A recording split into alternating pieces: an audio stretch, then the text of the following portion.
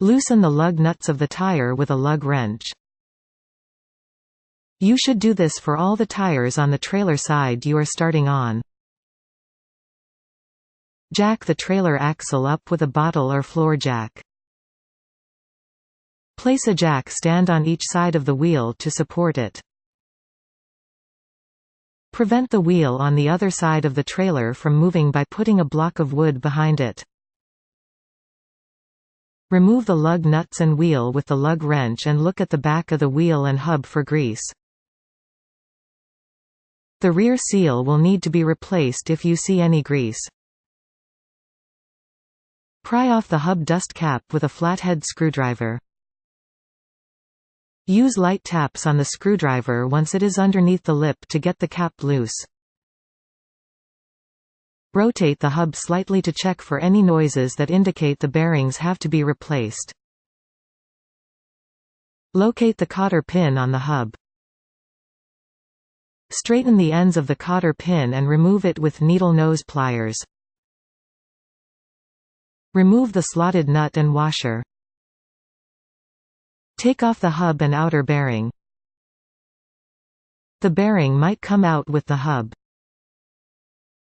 Have rags ready for any grease that comes out. Clean the hub, outer bearing and inner bearing with parts cleaner or a brush and pan of kerosene or gasoline. You should take off as much dirt and old grease as possible. You should also clean the dust cap, washers and cotter pins. Remove the seal and inner bearing the same way you removed the dust cap. Allow the parts to air dry or blow them dry gently at low speed with compressed air. Inspect the bearings and other parts closely for rusting, pitting or other damage.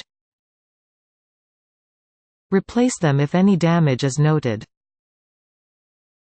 Pack your bearings with grease. You can use a bearing packer with a grease gun or pack them by hand. Both methods are described below. Place the bearing on the bottom cup and screw the top cup over it until the cups securely fit over the bearing. Squeeze grease into the bearing using a grease gun until it is dripping out of the sides. Apply a jelly bean-sized amount of grease onto one hand. Hold the bearing with the other hand and wipe it through the grease. Rotate the bearing occasionally to coat it evenly. Repeat these steps until grease is showing through the other side. Remember to grease the inner and outer bearings. Reinstall the newly greased inner bearing and rear seal. Use a rubber mallet to tap the seal into the hub until it is flush with the hub bore. Coat the inner part of the hub with grease and slide it back onto the axle. Place the greased outer bearing and washer back into place. Put on the slotted nut and tighten it as you spin the hub. You should loosen the nut a little if the hub slows down or stops turning. Ensure the cotter pinhole is exposed and put the pin back into place. Bend the ends back out and around the nut to hold it in place.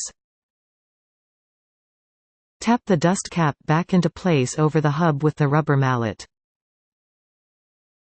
Push grease into the cap as you spin the hub to distribute all the grease. Use a spring or indicator inside the cap to determine how full it is. Stop the grease when the spring is fully compressed or the indicator is at full.